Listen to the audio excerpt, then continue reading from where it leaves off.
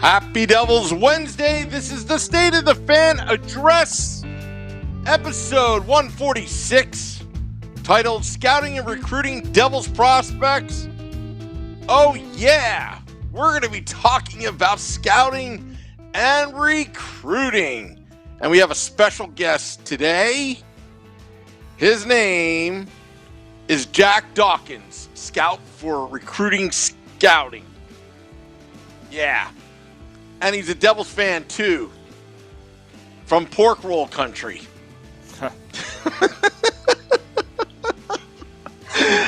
Just kidding around. Just kidding around. How you doing, folks? Streaming live on Facebook Live, YouTube Live, Twitter Live, and Twitch on the Primetime Radio Network. I'm your host, Sam Wu, here with pucksandpitchforks.com editor-in-chief, Nick Villano.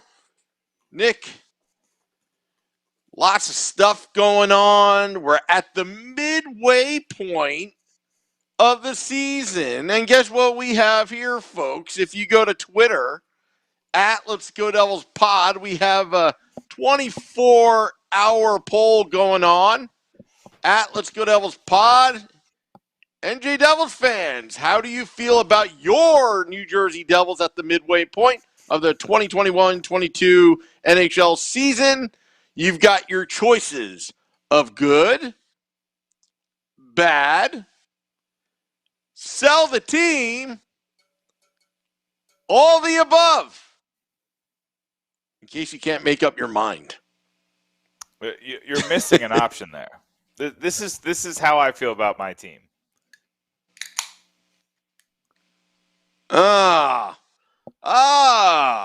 That wasn't on the poll, so I can't participate in the poll because that's not on the poll. That's my option. Well, you know what? We will tally the results after the podcast, or actually right before we end the podcast. And I mean, so far we've got 71 votes in. You could go to Twitter. I'm not going to tell you. You could go to Twitter and find out. And follow us while you're at it if you haven't followed us at Let's Go Devils Pod. But yeah, Devils fans are mad. A lot of them are just so exhausted from being mad that they're just that exhausted where they can't even say. They're speechless right now. Losing 5-1 yesterday to the Dallas Stars. Yeah. The losing.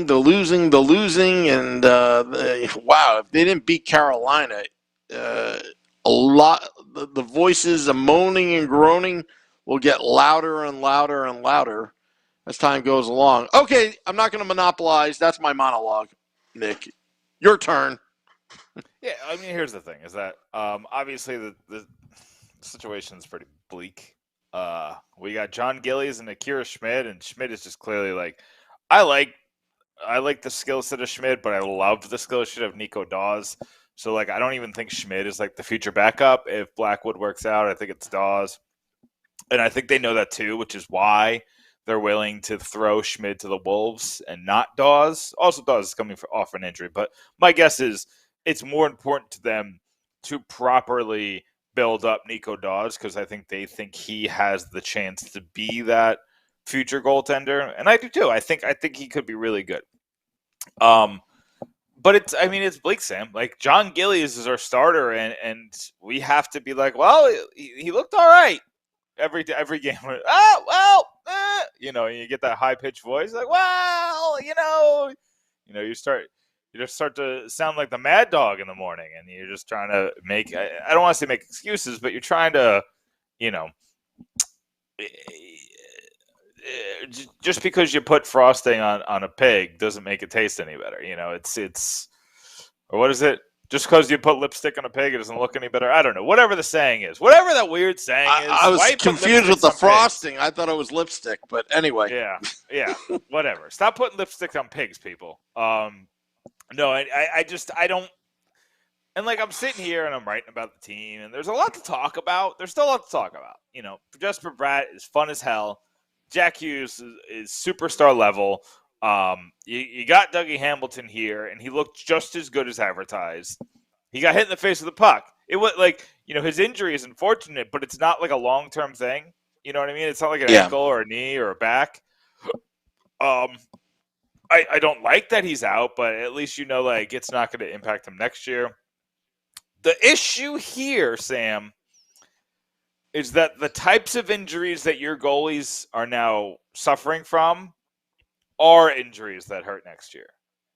You know, like, heels don't just excuse the phrasing, but heels don't just heal. Punny. And then we've done the hip thing. We've done it. We've been here before. Corey Schneider, Vezina level goalie, gets a hip injury. Now, the thing with Schneider is he didn't get surgery for a long time, but even after his surgery, he just didn't look the same. And I just think I'm worried, you know, Bernier, but he's 33 years Another old. hip. He had hip surgery. It was funny. I was trying to like find evidence of people who got hip surgery and came back and played well. There's a couple, but they're young. Miles Wood? Was that a hip injury? Well, yeah, but I'm trying to find goalies because goalies have such a range of motion that they need, and they need the side-to-side movement, and they need a lot of hip. And Thatcher Demko was like the biggest example of a guy who got hip surgery and came back and played well and played better than ever. But he got it in 2000, I think it was 16 or 15, and. You know, how do I compare a 20 or 21-year-old to a 33-year-old? You know, it doesn't on paper. It doesn't sound like that far of a timetable, but like as far as body composition and games played and time on the ice already spent, like it's gonna take Bernier more to get back. And I don't know the extent of the hip surgery or how much they did, but I do know that he got hip surgery and he's out for the season immediately, and there's no chance he's going to be back. And you have him signed for another year. So if you're the New Jersey Devils, you have to decide whether can you go into next season with risk at that position? Can you? Is there any chance in heck? Can you go? Like, you're now paying, next year you're paying Jack Hughes $8 million. You've been paying Nico Hischier 7.1 or whatever $1 million. You're now, like, you're out of the entry-level window with a lot of these guys. You're going to be paying Jesper Bratt the big money next year. Like, the guys are making the big money. You have to start competing. And I just don't think you got the goalies to do it. I still like the prospects of Mackenzie Blackwood, but I'm not blind to the fact that he's now had 2 bad seasons in a row. He does have excuses for it. But at the end of the day, you have to kind of look at the situation and be like, well, you know, I will not be confident at all in the season completely. We go into next year with Bernier and Blackwood as the 2 goalies.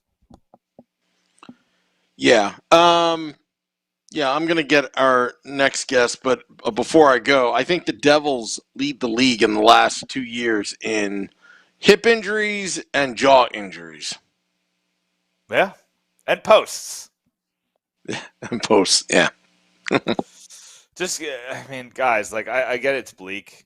But this season's a weird one. And here's where I go with this is that being a weird one kind of makes me question what to do with Lindy Roth. Because, like, do I think he's done a good job? No. Is there anyone out there I want? Not really. You know, like the Mike Babcock stuff is weird that we heard about him. So I don't really know if I want to go down that road. I definitely would rather him than John. I don't want John Tortorella. I just think he's wrong for this team. Completely and utterly wrong. I'll have to look at some of the AHL coaching options to see who's doing a real good job. And obviously, you know, we have one in Dineen. Dineen has done a phenomenal job dealing with the injuries, dealing with the COVID cases, dealing with the Devils stealing players from them all the time. So he's definitely probably the number one option. Obviously, Ricard Gronberg is the number one guy that everybody wants. I just don't know if he's leaving Europe.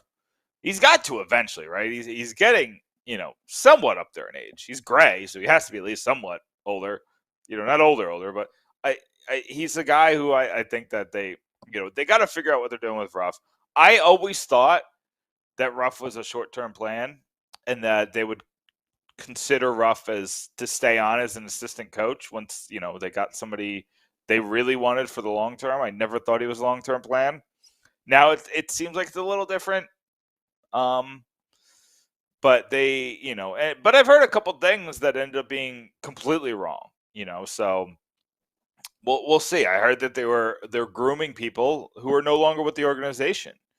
And, that's definitely something that they got to figure out. That's definitely something that they got to, the head coach and the goalie are the two things that this offseason is the number one priority. Like, figure out what you're doing there. And with the coaching staff, it's like, it is really hard because the power play is playing better. So you don't have as much, calling for people's heads anymore. And the penalty kill has been pretty good all season.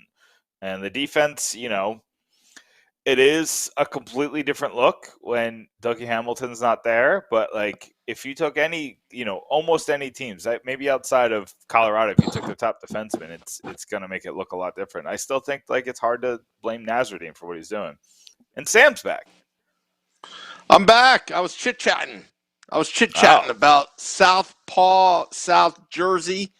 There's also North Jersey. There's Central Jersey. There is the 201 area code, the 908, the 732, the 609. 732 right here. I quick story.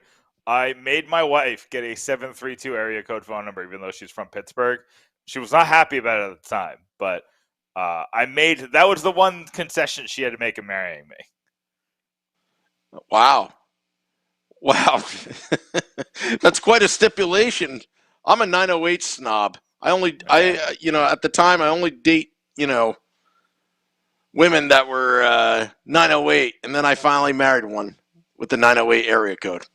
That was the deal breaker right there. Anyway, just jokes. Our next guest, he's a scout for Recruit Scouting. His name is Jack Dawkins. You can find him on Twitter at JD Says Too Much. Jack, you're on with Sam and Nick. How are you, my friend? How's it going, guys? You hear me all right? Yeah, we got you. You got us? Good. Yeah, I stole my lady's earbuds from my phone so that I would be a little bit clearer. There you go. Okay, perfect. We appreciate that. Now, Jack, you're somebody who I've talked to a lot on Twitter, and I was like, you know what, we need to we have good conversation. Let's just take this to the podcast. Let's get you on the live broadcast. So I appreciate you coming on. Yeah, I appreciate it. I've done the podcast circuit a little bit, more so when I was working with the hockey writers. I would be brought in to talk different teams that I was covering at the time. And now you're on the Let's Go Devils podcast, and I want to get right into it. There's a lot to talk about. The team sucks, but there's not a lot to talk about with that. The things to talk about is kind of like the extracurriculars around the team. The number one thing on the list, and I wrote about this. It came out this morning. It's just kind of the goaltender situation. It's we're on. I think it's goalie number 4 and 6 for the season. That's our starter and our backup. What's your position here? The Devils aren't making the playoffs. You don't want to spend big assets on something, but would you kind of throw maybe a 7th round pick to get someone's third goalie, or maybe sign Devin Dubnyk when he comes back from Canada playing for, or I don't even know if whatever. He's like the only one that I could see that's out there. Are you looking to make an ad here just to kind of get you through the season, or are you just kind of dealing with what you got? I have a delightfully stupid answer for this. Watch the Olympics, and whoever the best goalie is, give him a call. That's not too bad. There's a few guys there actually that have some previous NHL credentials. The big one that I would look to is actually Magnus Hellberg. He's been pretty good in the KHL for a few years. He was a Rangers draft pick. He was in Hartford for a while. Big dude, 6'6", 30 years old. But if you go and look up his KHL stats, like, he's been pretty good. So, you say to Hellberg, like, hey, you're playing in Sochi right now. You want to dump Sochi, get a prorated contract for 3 months and see if you can break back into the NHL. Yeah, that's not a bad idea. I just really want Akira Schmid back in the AHL. I want you to progress him and Dawes, kind of see, because, they need to find a future something, whether it's a backup or a starter. and I feel like just sending Schmidt to the Wolves is not helping. Yeah, I'd agree there. I think Dawes. I was really happy when they drafted Dawes. He was really high on my list of goalies I wanted in that draft, and for them to get him where they got him, I was ecstatic. As far as like deals you can make around the league, like the only third goalie I'd really call about is I might talk to the Kings about Garrett Sparks. I might see, because I mean he's had a really up and down career, but there's times where you see him play and you're like, wow, he looks really good, and then like his confidence gets shaken and he's not so good. But I mean, he had a really rough go in Toronto, but he's been bouncing around a bit since he left Toronto. Kevin Lankinen is another name that comes up. He's having a rough go in Chicago this year, but everybody's having a rough go in Chicago this year, and they're talking about fire sale. So maybe you kind of sneak in there and grab Lankinen.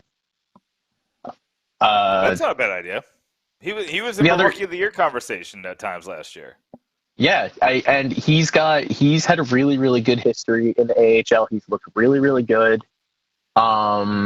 And he's kind of got the pedigree where you say, okay, maybe if Chicago is selling everything right now, maybe I can grab him and maybe he's a piece for me beyond this season. Because, I was listening to you a little bit earlier, and I gotta believe until I see Jonathan Bernier stop another puck, I gotta assume his career is on the line. Just because of the nature of these hip injuries.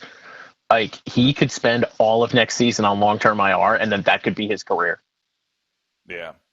I mean, like I said, we've been here before. Corey Schneider was a Vezina-level goalie and then got hurt, and then literally it was 3 years of hope. Speaking of which, I mean, Corey Schneider's playing in Bridgeport. Listen, there's two third goalies with Devils ties that are, in a New York zip code. I'm just saying. Appleby is in Bridgeport too. Or no, Appleby. Ken Appleby was playing with. I want to say he's playing with the Wheeling Nailers in the ECHL. Might not be Wheeling, but he's the Islanders have him under contract, and they've had him down in the AHL. I mean, I'd bring Ken Appleby back at this point. Yeah, I mean, at this point, why not? And he had a cup of coffee and he had a couple good appearances between the AHL, and I think he had that one NHL game where he looked pretty good too. So, at this point, like, who cares? You just want anything. You're not getting any progression from Blackwood because he's hurt. You're not getting any progression from Schmidt or Dawes when you have them playing in the NHL. So you might as well just kind of throw something at the wall, right? Yeah, I think if Dawes hadn't been hurt for like the month, I think Dawes got hurt. I want to say he got hurt mid-November in the AHL, and he was out November and December. I got a distinct feeling that if Dawes hadn't been out, because he looks more NHL ready than Schmid does, if he hadn't been injured, I get the feeling we would have seen more of him. Okay, so, and this kind of goes on the same timeline is what we're talking about, the goalies, but like the season's just kind of and we're in a bad spot. Like, first of all, the East is insane. It's the top 8 spots are basically chosen. Micah McCurdy's like playoff predictor tool came out, and the only team that has any shot in the Metro is the Islanders, just because they still have so many games to play. Only like Detroit has like an outside chance to stay in it, but it's basically decided. We know the 8 teams in the East. So now we have to decide what's the rest of the season all about. If you're the Devils, knowing that Jack Hughes only knows losing, knowing that outside of his rookie year, Nico Hischier only knows losing, Blackwood the same thing, are you still going to like sell off things at the deadline and commit to a tank, knowing that there's some pretty good prospects at the top of this draft, or are you trying to get some kind of wins under these guys' belts? I mean, that's always the tough decision. In my case, I think because of your goaltending situation, I think even if you try your hardest, you're still probably picking in the top 6 or the top 7. You're in a position where, like, and look, I liked John Gillies in college. Don't get me wrong. Providence, he played for. I really enjoyed watching him, and last night against the Stars, I was really impressed. Like, he let that first shot in second period, and then he went 22 for 23 to finish out the game. So, I mean, there's a chance for John Gillies to, cement some kind of a career here, and he's got to be thinking that. And the thing is you don't have a lot of expiring contracts. You don't have a lot of guys that you would say, okay, I'm going to sell this guy for a rental at the deadline. And to that end, I might do some shopping at the deadline, actually. There's the big one for me is like Edmonton. Like, you could kill two birds with one stone with Edmonton right now because things aren't too rosy with Koskinen there. So if they're going to make a move for a goaltender, they're going to want to dump Koskinen's contract. You could do two birds with one stone. You could try to pick up I've been kind of big on Kailer Yamamoto. I look at the way that he plays his game, and it's not really working out in Edmonton, but I try to imagine him on a line with Hughes and Bratt, and I'm like, oh, I think I like how that looks. So maybe there's some kind of deal you can make with Edmonton where you could say, hey, would you be interested in, a Pavel Zacha? Would you be interested in Tatar, who has a year left on his contract? Andreas Johnson, who's got a year left on his contract? Are these things that interest you? Can we make a deal? We'll take this young player who's not necessarily working out here. We'll take this goalie off your hands, and we'll make something work here. I think I would kick the tires on the deal. I don't know if Edmonton would go for it, but that's the kind of thing that I'd be looking to do at the deadline. Is I'd be looking to give a little to get a little with some of these teams that are looking to make other moves. But realistically, I mean, who are you selling at the deadline? You're gonna trade Subban somewhere, and you're gonna get a little something for him. You're gonna retain most of his salary, but and you might get some calls about Vesey because everybody's always looking for penalty killing depth forwards, and he's done a pretty good job for himself this year. Beyond that, you got restricted free agents. The big three that you've got to sign before next year are Bratt, Zacha, and Wood. You obviously want to keep Bratt, but I'd field some calls on him because he's done this before. He's had a really, really good season. We're like, all right, this is it. He's made the leap. And then he kind of regresses. So here he is in a contract year. He's having this great season. And everybody's all right. Jesper Bratt has arrived. Yeah, he's arrived, but there's nothing saying, you sign a $6 million a year deal to him and then he regresses. And then what?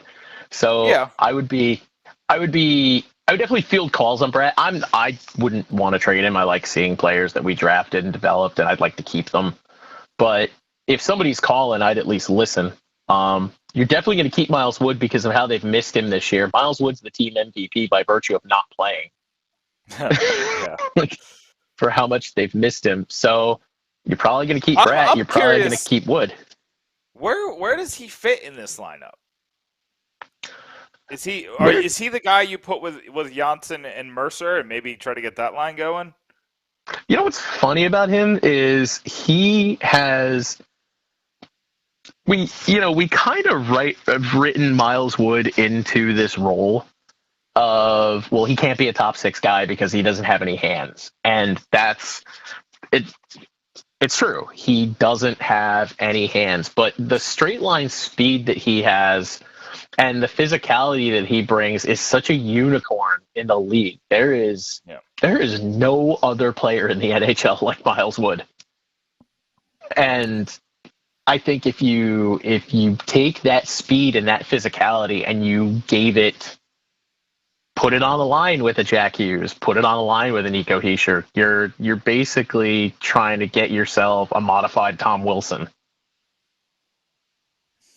Yeah. I mean, he obviously doesn't have the size of Wilson, but he does have the physicality and he has more speed than Wilson. So there's definitely some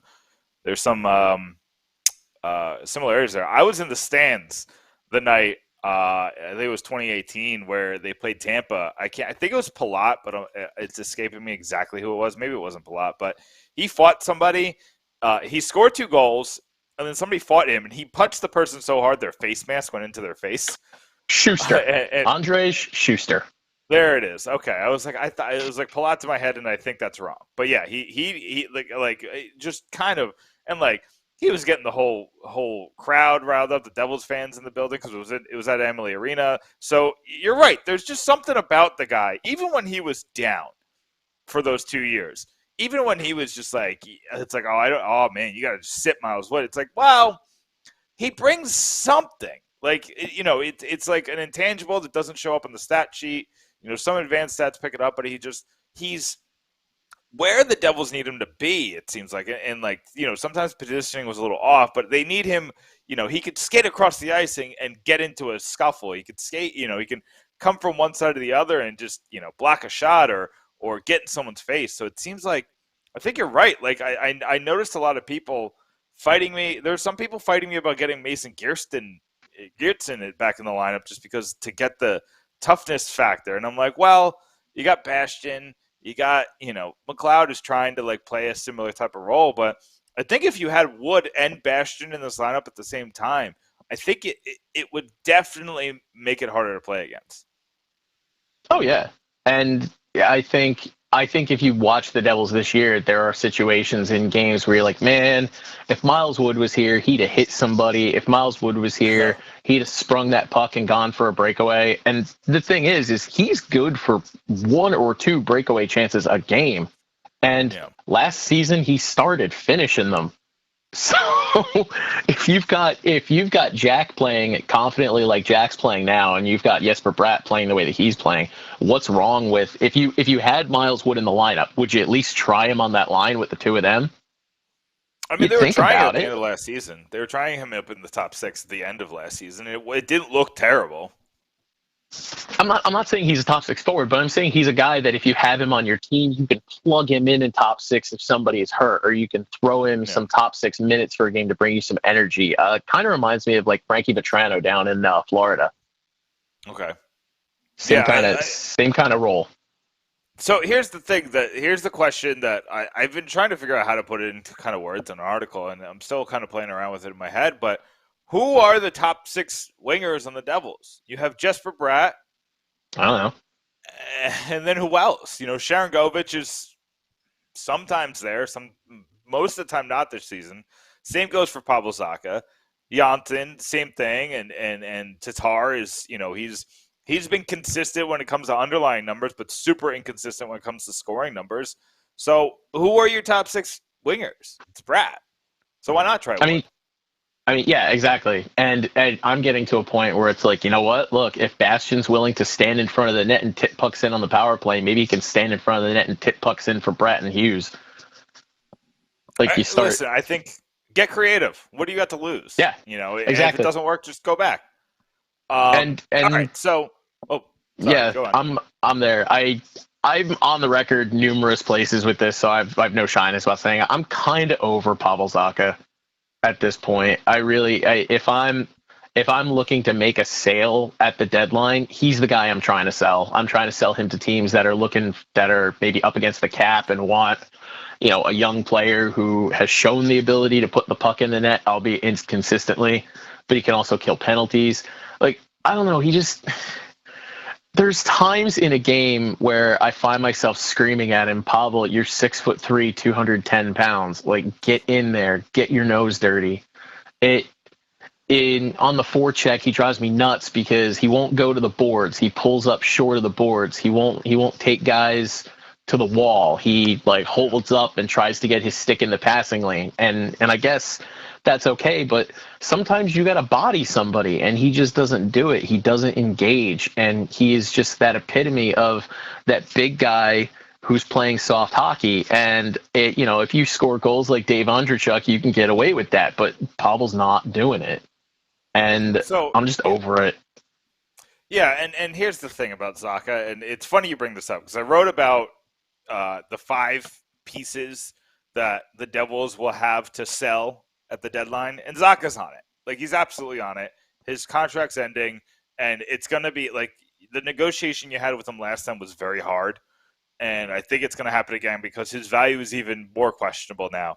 So I think what you do is, if you're the Devils, you wait for him to go on a hot streak, because he inevitably always does. Like, I know waiting for a hot streak doesn't always work out, but when it's Pavel Zacha, he's always gone hot and then cold and then hot. The second he goes on a hot streak and scores in 5 straight games, or, gets points in 5 straight games, start dangling him just a little bit, because there's going to be a team that looks at his size and looks at the abilities and talents that he has that made him the 6th overall pick, and they're going to salivate. He's only, 23? he's 23 or 24 years old. He has so much time ahead of him, and there's going to be a coach that bangs on his GM's table and says, I can fix this guy to turn him into a superstar. And they might. That's the thing, is it might happen, but I don't think it's happening here. Yeah, that's the thing. I don't think, and that's where I brought up the suggestion of like an Edmonton, where Edmonton looks at Zacha's size and says, this guy can kill penalties. We can stick him on the wing. We can play him at center. It gives us some flexibility with Nugent Hopkins. He might be a great fit out in Edmonton, and they've got to make a move sooner or later to salvage their season. I mean, that Western Conference is still wide open as far as the playoffs. Edmonton is a 3-game win streak away from back in the playoff conversation. Yeah, and I was floored to see that Dallas was so close to the playoffs yesterday. I was like, oh, I thought that, like, everybody's talking about Dallas, like they got to fire their coach, they got to trade their farm, and it's like they're 1 point out of the playoffs. So the West is much different than the East, where most teams are still in it, outside of maybe Arizona and Ottawa, or Ottawa's in the East. I'm sorry. Yeah, basically Arizona. Seattle. Arizona and Seattle is what I was trying to say. Yeah, and that's the thing. I think that's where you're looking with Zacha. You're looking for a team that's on the fringe of the Western Conference playoff hunt. You're saying, hey, look, like this kid might be able to help you. So, that would be, and I feel bad talking about it because like Zacha's a decent dude. He, the team seeks to like him, but it's at a point where I feel like the style of game that he has slipped into is not something that meshes with the rest of my top 6. If I want somebody who plays small, I have small forwards for that. I can go call up Graham Clark and have a smaller forward who plays a cagey small forwards game. I can bring in Alex Holtz, who plays a little small sometimes but has a great shot. And if I want guys who can play big, if I get Wood back when, after I finish developing Nolan Foote, and I can bring him up. I just don't see a long-term fit for Pavel Zacha in my top 6 at this point. And if he's not playing in my top 6, I don't know if I need him. That's fair. Now, I want to pivot a little bit. We want to end on a positive note here. You cover Russian prospects, and the Devils have 2 of the most intriguing Russian prospects that are out there right now. I think it's safe to say, them and Askarov are the 3 that I keep hearing people just talk about. Good, bad, or indifferent. It's Shakir Mukhamadullin and it's Arseniy Gritsyk. I probably said both their names wrong, but I've tried a million times. You got Shakir pretty good. Gritsyuk is Arseniy Gritsyuk. Arseniy Gritsyuk. Okay. Yep. Yeah, after the Vukojevic disaster that I said his name wrong during his interview, I think that I'm just going to retire from saying hockey names. But so let's start with Shakir. To be fair, Mikey's name is very difficult. Yeah, it was just, nobody warned me that it was not Vukojevic. I tried that, and it's like, no, not even close. But anyway, so let's start with Shakir. He's still at UFA, and he's still. I think he's having a decent season. It's hard to tell because of his play style and because of the team he's on. He's up in the actual KHL, and his team is not one of it's not CSKA, it's not CKA, it's not only one of the dominant teams where you can kind of get those, play with top players. But he's on a team where he gets to be one of the top guys. He gets minutes. And what's your assessment so far of Mukhamadullin this year? He started good, and then he had a weird slide in November. He had a series of games where they started, cutting into his minutes, and he wasn't getting the shot attempts that he was getting earlier in the season. Earlier in the season, he was good for a couple of shots on goal per game. And then through November, as, World Juniors was approaching, it didn't go too well for him. He actually hasn't been back yet. He hasn't played a game since the whole World Juniors debacle. So, but the thing about him that people have to take into account is when you're looking at his offensive numbers and you're looking at what he does, his statistics don't tell the entire story, because what what his skill set is and what the Devils saw in him when they picked him is a player who can direct the cycle. He is a phenomenal guy at the point of attack in the cycle. And it's one of those things as a prospect watcher that you look for. You talk about possession hockey. Because if you look at junior hockey and the way junior hockey's played, a lot of like the CHL leagues, like the OHL, the WHL, the QMJHL, a lot of their scoring comes off the rush. The puck gets rushed up the ice, a play gets made, and a shot on goal happens. In the NHL, what's happening now and what teams are moving towards, they're moving towards kind of this possession thing where you get into the offensive zone, you get set up, you get your cycle going, and then you try to create scoring chances from there. In that regard, as far as directing the cycle, directing the puck, moving it at the point of attack, moving it down low, he shows very, very advanced skills that they don't really teach in the KHL. One of the issues that we have with Russian prospects is they don't really teach them advanced things. So when you look at a Russian player and their hockey IQ, they develop most of that on their own. They're very, very big in their conditioning. So when you get Russian players, they skate well, typically. They've got a good shot, but they don't have an understanding of the game and of the game's mechanics. His offensive zone understanding of mechanics is phenomenally advanced for a defender of his age. You just don't see it. Conversely, his defensive zone play is kind of scary sometimes. But again, that also comes from the way that they're coached. If you watch the defenders in the MHL and you watch the defenders in the KHL, they don't teach these kids defensive zone coverage. And that's one of the things where you look at him and you're like, all right, he's a really, really raw prospect. He's got a great offensive gift. Maybe if we get him to North America, we can work on those defensive game deficiencies. It's one of those things where it's like, he's got the tools and now we can teach him. It's kind of like how in football, like when you watch the Patriots and Bill Belichick drafts two things. He drafts guys who have speed and guys who have intelligence, because those are the things that he can't coach. He can teach a fast, smart guy how to play football.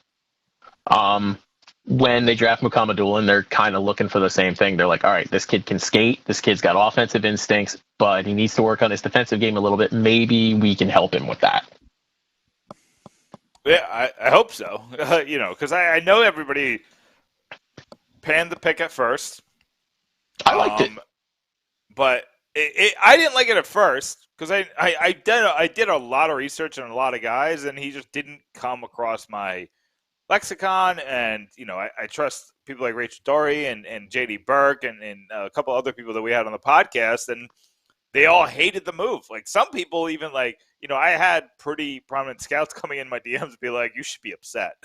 And I was like, oh, and I was like, okay, well, I guess I'm upset then. And, we were live podcasting the draft, and I was like, I don't know what this is. I was so happy about the Dawson Mercer thing, though. Right. And I know a lot of people thought we were reacting to Braden Schneider going to the Rangers, which is possible. I bet you they would have drafted Schneider if he was there, because Schneider was a great pick to have. But, when you look at the grand scheme of things, I try to explain to people that if you draft Schneider at 18, the Rangers now have Mercer. So, like, I am much happier with Mukammadulin and Mercer than Schneider and Peralta or somebody else. But yeah, no, I don't think anybody can be upset with this progression so far. Well, it's not even just that. Like, the other thing too that you have to take into account in that draft is, like, okay, so you get Holtz at 7, which is beautiful. I was very happy. Alexander Holtz was the player I wanted. Dawson Mercer somehow slides out of the top 10, which he should never have slid out of the top 10. Mercer slides down, and you get Mercer at 18. All right, so you've got Holtz and Mercer. So now you've got found money with your 20th overall pick. This is the kind of swing you should be taking at that point. Especially because you didn't have a second. Right. So you look for a guy and you say, okay, this is a defender with extremely high offensive upside. This is where you have to take that swing, because you've already got two guys that you're pretty sure are going to pan out. If Mukammadulin never pans out, you can be like, oh, you never should have picked him in the first round. Yeah, but I got Holtz and Mercer. Why do I care? Yeah. So, yeah. I mean, I like like the boldness in the swing. When you draft these players, and not for nothing, but there's somebody on the scout team for the Devils who has had an eye on Europe and had an eye on Russia and clearly knows what they're doing. I mean, Sharangovich was a 5th-round pick. Maltsev was a 4th-round pick. They traded Maltsev and got Ryan Graves. So Gritsuk was a 5th-round pick. They got a 7th-round pick in this draft who started the season looking good until he got hurt. Zakhar Bardakov looked great in preseason, and then he got hurt and hasn't really found his game yet. But so whoever is doing the Russian scouting for the Devils knows what the heck they're doing. So, could it take longer for Mukhamadullin to materialize as a player? Yeah, he might be 23 or 24 before he plays an NHL game. But you draft him knowing that. Yeah. No, I agree. So let's. I like everything you said about Shakira. So let's go to Gritsuk, who I'm doing my mid-season top 25 prospects right now. I had Gritsuk around 20 going into the season. I don't remember if I'm 21, 19, somewhere in that range. And he's going to make a pretty precipitous leap into my rankings. What happened? He's on the Russian Olympic team. Like, what? How did this jump happen? If you would like a comprehensive guide to Arseny Gritsuk, if you're familiar with Will Scouch of Scouching and Scouching Reports. Yep. We've had Will on. Oh, so you know Will. Will yes. did when he does his Scouching reports, he picks like 12 or 15 players and he goes really in depth on them. Gritsuk was one of his players that he went full in depth on when nobody else was talking about him. And like, you can go back and watch if you want a comprehensive guide to how this player blew up the way he did. Will covers all of it. Will had this player pegged before anybody else did. He was 100% right about all the positives in his game, and it's incredible that we got him in the 5th round, because the way to hear Will talk about him and be like, oh, this should be a 2nd or 3rd round pick. Nope. That's funny. It really is. Like I said, Will had him pegged from the get-go, because it's another one of those things where he was coming up in the MHL.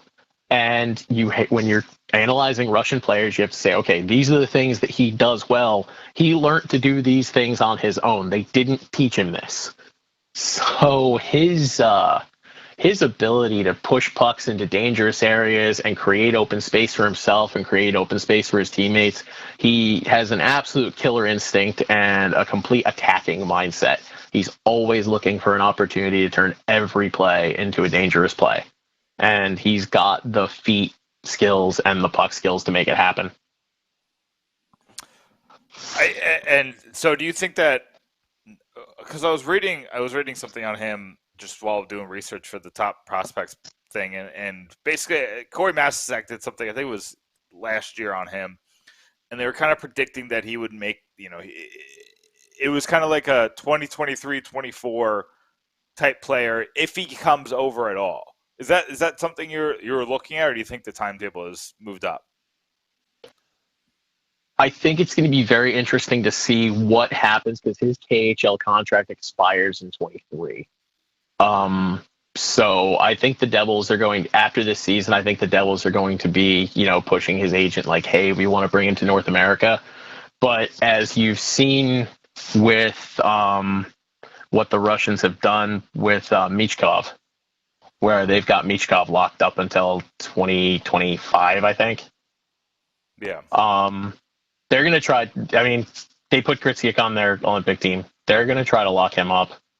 I have a strong feeling that they're going to try to keep him in Russia. Similar to like a Kaprizov situation.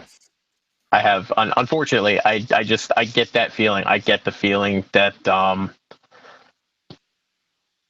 that the KHL is going to try to keep him. And he's playing for one of the top teams in the KHL in Omsk. Omsk, year in and year out, is one of the better clubs.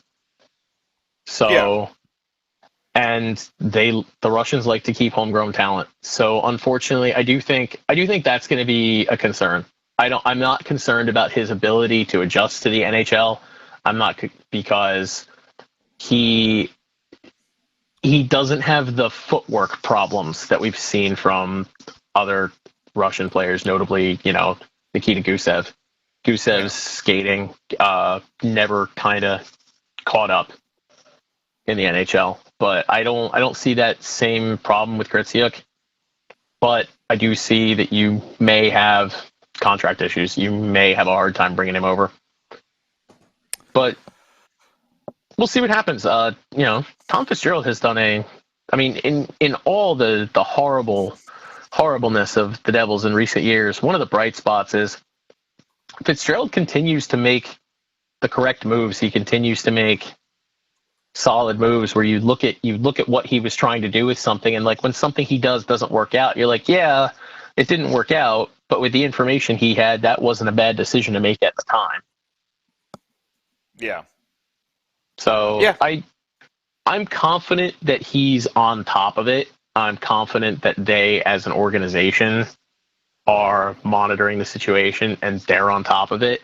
I also get the impression that if they feel like they're not going to be able to bring him over when that contract expires, you might see his rights traded.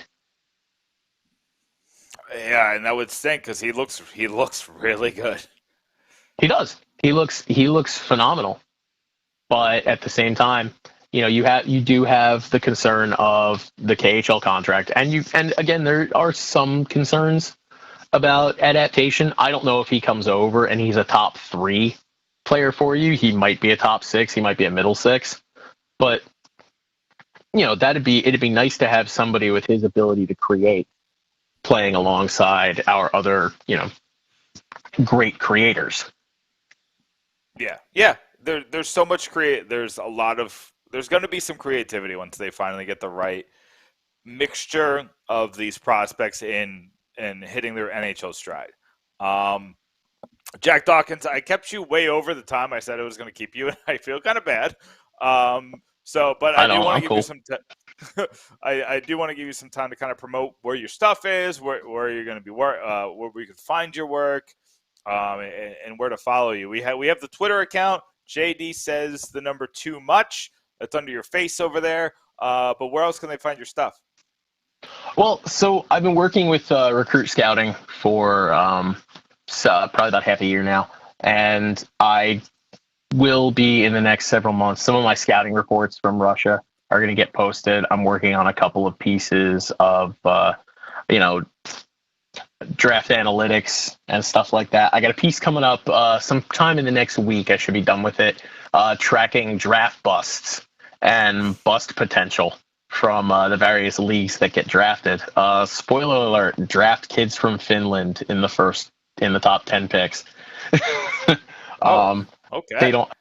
Yeah, I did in my research that I did. I was researching top 10 picks going back to 2012, and not a single player picked from Finland in the top 10 since 2012 has turned out to be a bust. That's wild. The worst one is Jesse Puljujarvi. Huh? Puljujarvi is the worst one of the group, and he's even a productive full-time NHLer. Yeah, and that's kind of the thing with busts is, and it'll be interesting to see that come out, because the way the Devils bust, like the draft busts, like McLeod is a bust, but he's an everyday forward that plays 12 to 14 minutes a night and plays a very intricate role in the team. So if that's busting to me, I'm okay with it. Yeah, no, my definition of a bust is like the guys who they're either fringe guys or they can't, they don't, when a team is fully healthy, they're not in the lineup. So even though Pavel Zacha, compared to other people in his draft class, could be considered kind of a bust going 6th overall when you look at the next 6 guys drafted. Yeah. But in terms of the grand scheme of things, you did get a productive top 9 winger out of it. So it's not technically a bust. It's not what you wanted, but you got an NHL player out of it. You're not looking at, where the Islanders took Griffin Reinhart at 4th overall. Yeah, and then Ottawa or Edmonton traded for him, so that was even worse. That is the domino effect of that is hilarious because the Islanders drafted him, then Edmonton traded for him, and then when he didn't pan out, they had to trade for another right-handed defender. Hence, the Edmonton Oilers get Adam Larson, we get Taylor Hall, and then we trade Taylor Hall and get back, Nate Schnarr, Kevin Ball, the pick used to draft Dawson Mercer, the pick that was traded for Jonas Siegenthaler. Yeah, that trade is looking pretty good for us. Yes. Even if all you get out of it is Mercer and Siegenthaler, how mad are you? Yeah. Yeah, no, that's definitely a wildly good trade, and you're a Kevin Ball fan, so you're yes, I am. Put your chips in that basket. Listen, like if you go back and you watch footage of Kevin Ball, there is nothing that will if he can make it, if he can get himself up to the pace of playing in the NHL, Devils fans will absolutely love him because when people get hit by him, it looks like they've been hit by a car. Fair. And I don't know how many times, because we haven't seen it a lot in a few years, but when somebody lands a big hit at the Rock, that building cheers louder than they cheer for a goal. Well, Jack, I appreciate you coming on. This was a lot of fun. We'll definitely have you on again, hopefully in happier times. But Jack Dawkins, Recruit Scouting, check out those scouting reports and send them to me. We'll share them amongst the Let's Go Devils podcast fans, the Pucks and Pitchforks fans. We'll make sure people see your work. But thanks for coming on, Jack. Thanks for having me, guys. Thanks, Jack. That was Jack Dawkins, scout for Recruit Scouting. You can find him on Twitter at JD Says Too Much. Nick, guess what I was doing during the interview? Were you checking the comment section? Oh, I was checking the comments section. But before we address comments, because we do address comments on this podcast, but during interviews, we try to be polite with our guests. But look at this, Nick. The polling. We're polling. 141 votes in. The question is, NJ Devils fans, how do you feel about your New Jersey Devils at the midway point of the 2021-22 NHL season? 5.7% says good. I don't know who they must have hit the button accidentally. 49.6% says bad. 19.9% says sell the team. And then 24.8% says all the above. And you still got 18 hours left to vote on Twitter at Let's Go Devils Pod. The little 24-hour poll that we decided to do a few hours ago. Sam, should I do more polls? I used to do polls way back in the day, and it was a good way to get drum up some flame bait. Yeah, get a little poll action going. But I haven't been as active on the social medias. But all the Fansided people, it was actually my 5-year anniversary at Fansided this week. So I've been getting a lot of praise for the thank you for the Twitter account. They love how I work with the Twitter account. So I was like, I should definitely. It's just and it's funny. I've been talking to Charlie, to one of my writers, Charlie, and he's just like, man, sports just make me sad, man. I was like, listen, I get it. And you kind of have to take a step away when you get there because sports are an entertainment product. Sports are a passion project. If they're making you sad, you got to kind of reevaluate the situation. But the Devils, I mean, we're at year 10 of this where we had one happy year, 2 decent years. Those years with Yager were at least fun. And the year after they went to the Stanley Cup, that was still a fun year. It just Brodeur got hurt, and then that kind of threw everything into the dirt. But these past 3 years, man, have just been they have been a slog. And covering the team on a daily basis, like I've been trying to do. It's been a lot. But I think that the anniversary coming and going, and I have less stuff on the plate these next couple of weeks. I think we're gonna get reinvigorated. I think we're gonna get creative. I told you we got so tomorrow we got 5 players that here. I'm gonna go to the Quay on Pucks and Pitchforks to tell you what's coming up. So tomorrow we got 5 players who could be available at the trade deadline.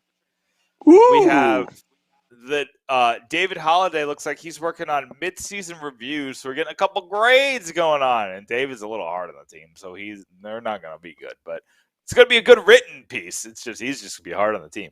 Rob DeLuca, he's reviewing his preseason predictions for the Devils. He's back. So he's back. He's back. And then we got Derek Fleming, a new writer.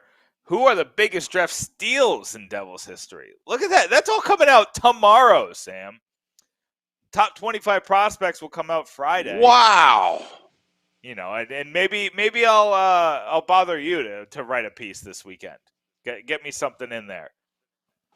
Oh, you know what? There's just so much content on pucksandpitchforks.com.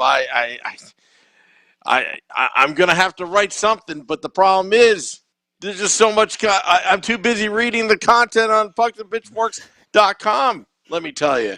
Also, I want to read out a couple comments on the Facebook Live. Patty, okay, I get it. Okay, I get it too. Mike Rossi. She gets what we're doing. It's hard to get. Oh, it's funny. It's kind of like an inside joke. Like, you got to be there. Yeah. Just go to the Facebook Live and read some of the comments. I mean, you got Mike Rossi commenting. You've got obviously Patty, Joey, Giardina.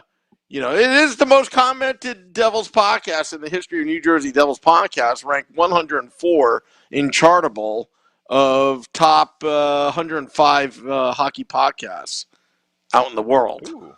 Bet you didn't know that. Number 1 in the country of India. Don't know why. But the Aussies are disappointing me. We're dropping in ranking. So, meow. I'm going to have to talk to Campbell, get his fellow continent back in gear down in Australia. I check the numbers every day. You and me are just numbers people. I check the numbers for Pucks and Pitchforks every day, and then you talk to me about the numbers for the podcast, and I'm all over the numbers. I'm over the trends, and it's harder because the team is bad, but it's people are still interested. People are still coming to pucksandpitchforks.com. People are still coming in droves to the podcast. So if you guys keep coming, we're gonna keep putting out the content. We're going to keep writing and talking and producing. We're going to keep it going for you. But Sam, I think I got to edit some of these pieces. So I think that's it for us. Yeah. Want to thank Jack. Is that his name, Jack? I think it is, Jack right? Dawkins. Yeah. Jack Dawkins. Okay. You know what? I'm thinking of Jack Dawson from Titanic. Remember that movie? I remember Titanic, but not enough to know what the guy's name was. So that seems like a you. I'm never gonna let you go, Jack. You don't remember that scene? Ocean. Yeah, I know. It's the way I feel like what the Devils are doing to the season. Anyway. Just jokes, people. Just jokes. Also, I want to give a shout out to YouTube Live. A lot of viewers there. Damien, why are we mad at the owners? It's the GM I am mad at. I am mad at all of the above right now. I'm mad at everybody. I'm mad at myself that I'm probably going to be renewing my season tickets come February 2nd. I don't know what the price is yet. Maybe they're waiting for a couple wins before they unload the price increase, if there is any. I don't know. But I'll tell you, if this losing trend continues, might have to give out some paper bags at Taj Lounge 973. 35 Edison Place for Game Day Live. May have to have. On Twitter, Nick, I know we're going a little overtime. I'll make it quick. On Twitter, people are tagging me on paper bags that they've made.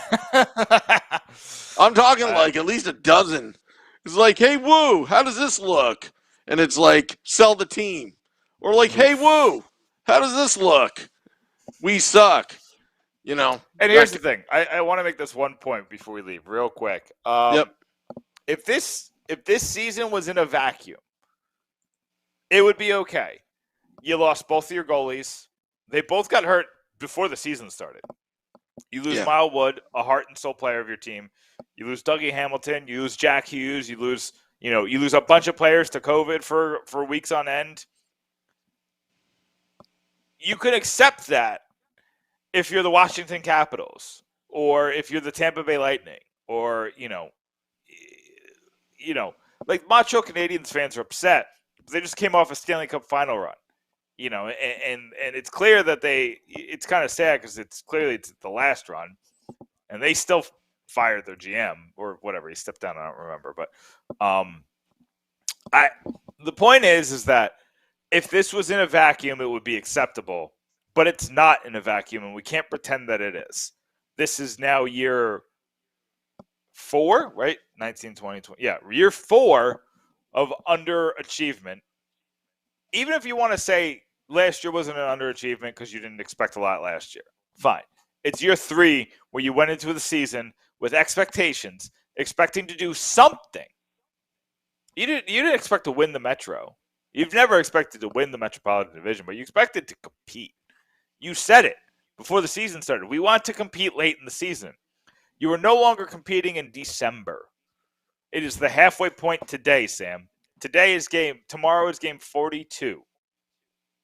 And we have 0 chance. I think it's 0.2 chance to make the playoffs.